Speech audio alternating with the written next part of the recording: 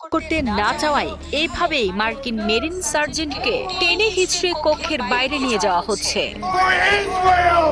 বুধবার armed services sub কমিটির এক গুরুত্বপূর্ণ শুনানি চলাকালে হঠাৎ করেই তিনি সেখানে বাধা দেন এবং ইরানের বিরুদ্ধে যুক্তরাষ্ট্র ইসরায়েল যৌথ সামরিক অভিযানের তীব্র প্রতিবাদ জানাতে শুরু করেন। প্রকাশিত ভিডিও ফুটেজে দেখা যায় ব্রায়ান ম্যাকগিনেস তার গর্বের মেরিন ইউনিফর্ম পরিহিত অবস্থায় শুনানি কক্ষে দাঁড়িয়ে অত্যন্ত ক্ষোভের সাথে চিৎকার করে বলছেন, কেউই ইসরায়েলের হয়ে যুদ্ধ করতে চায় না। তার এই সাহসিকতাপূর্ণ কিন্তু উচ্ছৃঙ্খল আচরণের পরপরই নিরাপত্তায় নিয়োজিত পুলিশ কর্মকর্তারা তাকে দ্রুত কক্ষ থেকে বের করে দেওয়ার জন্য ছুটে আসেন। তাকে যখন টেনে হিচড়ে বাইরে নিয়ে যাওয়া হচ্ছিল, তখন এক পর্যায়ে একটি দরজার ফাঁকে তার হাত মারাত্মকভাবে আটকে যায়। প্রত্যক্ষদর্শীরা জানান, সে সময় তার হাতটি মোটকে ভেঙে যাওয়ার ভয়াবহ দৃশ্য দেখা যায় এবং এরপর পুলিশ পাহারায় তাকে করিডোর দিয়ে নিয়ে যাওয়া হয়।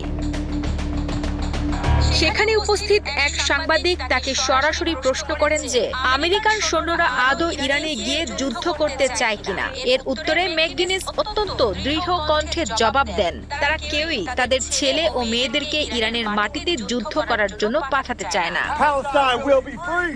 ঘটনাস্থলে উপস্থিত একজন প্রত্যক্ষদর্শী এই ভীতিকর পরিস্থিতির বর্ণনা দিতে গিয়ে বলেন, পুলিশ কর্মকর্তারা তাকে রীতিমতো জোর করে টেনে বের করছিলেন। দরজায় তার হাত আটকে যায় এবং তার হাত ভেঙে ফেলে। এরপর তাকে মাটিতে আছড়ে ফেলা হয়। পুরো পরিস্থিতিটি ছিল অত্যন্ত উত্তেজনাপূর্ণ এবং ভয়াবহ। বিভিন্ন সংবাদ মাধ্যমের প্রতিবেদন অনুযায়ী সাবেক এই মেরিন সার্জেন্ট ম্যাকগিনেসের বিরুদ্ধে বর্তমানে বেশ কয়েকটি আইনি অভিযোগ আনা হয়েছে। এর মধ্যে রয়েছে পুলিশের কাজে বাধা দেওয়া এবং গ্রেফতার এড়ানোর চেষ্টা করা, পাশাপাশি একজন পুলিশ কর্মকর্তার উপর 3 বার হামলার গুরুতর অভিযোগ।